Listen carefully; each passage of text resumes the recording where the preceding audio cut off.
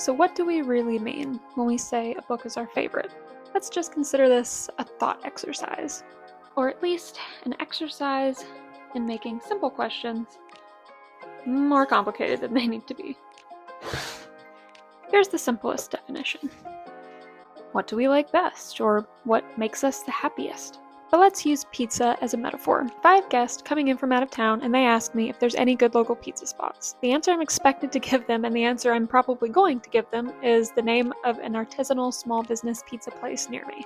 However, where do I personally go 4 nights out of the week?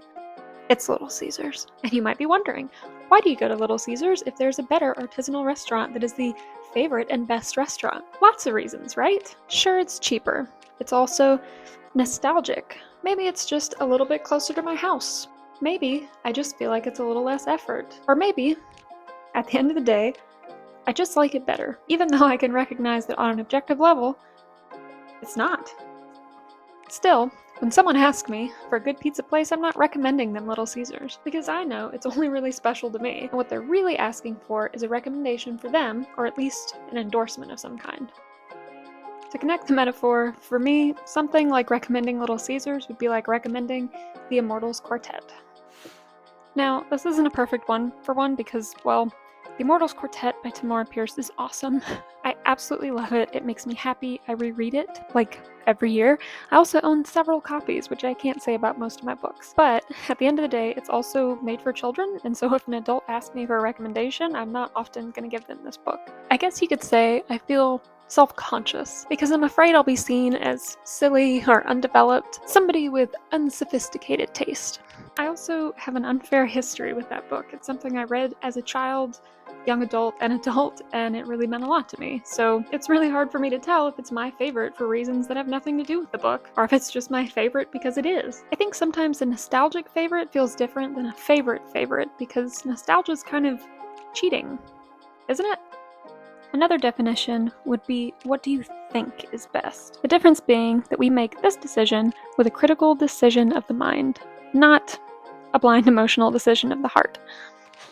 While I was in writing school, I always felt pressured to pick a favorite based on the quality of the craft, or at least that's what I just felt people expected of me. So I would give names like Ernest Hemingway, Flannery O'Connor, sometimes James Passant. As a total side note, I love James Passant, The Heaven of Animals, but I think I somehow got on his shit list through a really complicated situation picking where I was going to get my grad degree, but that's a whole nother story. Anyway, these are books that I can confidently recommend as higher brow literature. These are not just entertainment for entertainment's sake, or at least not for me.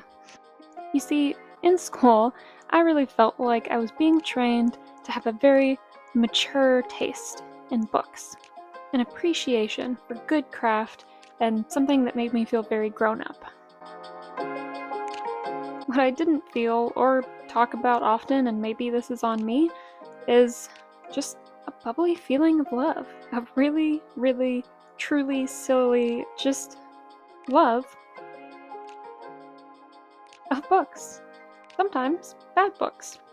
But at the end of the day, I don't really reread these books when I'm sad, just to bring me joy. I read them when I want to learn something. A side note to this would be something like Fallen Land by Taylor Brown. It's not one I hear talked about a lot, but I absolutely love this one.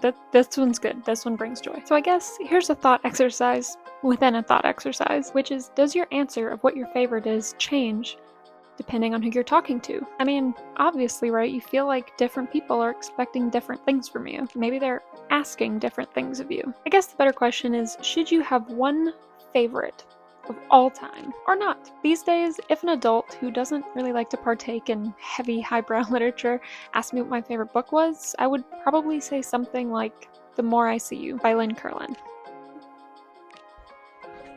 Or at least I'm tempted to say something like The More I See You. Romance sometimes also makes me feel self-conscious, but that's a whole nother thing. I also own many copies of this book, and I reread it all the time. For me, it was instrumental in my understanding of romance as a genre, how to truly build lasting, loving relationships without relying completely on lust. It also just makes me happy. But obviously, this all depends on your preferences. For example, I don't really tend to like the tattooed shadow daddies of our age. I kind of like grumpy knights, of just the more trauma the better, and a bonus point for scars. So in comes a small level of embarrassment, right?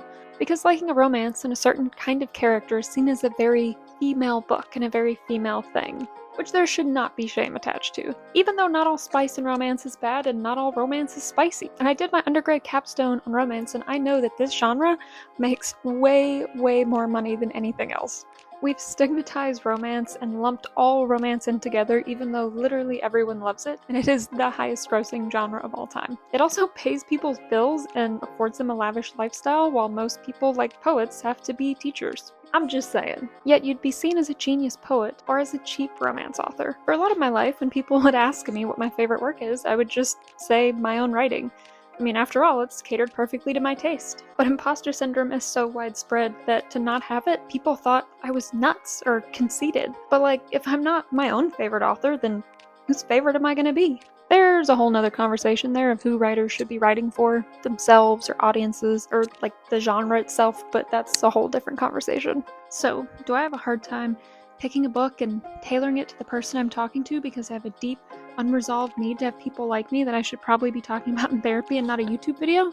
Probably. Anyway, does your favorite book change as you grow? Or is there one that's so much your favorite that it encapsulates the fabric of your soul, and it is your favorite for all time and forever? The emotional equivalent of choosing a book husband. Or do you just have a bunch of flawed sort of favorites because you're a curmudgeon and you never think anything is perfect?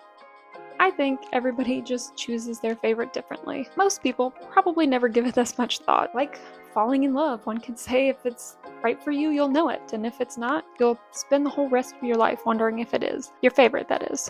Not to say, of course, you can't grow in love. It is both an emotional and a conscious decision and a commitment.